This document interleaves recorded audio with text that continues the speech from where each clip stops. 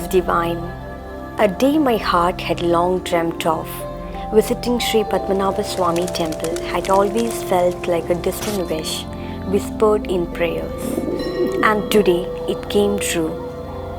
As I walked through the sacred corridors, the air itself seemed to hum with devotion.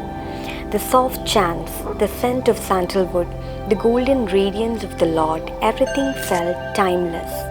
Standing there with folded hands, I could feel my soul bowing in silence, wrapped in something far greater than words. Calm, sacred, and endlessly serene.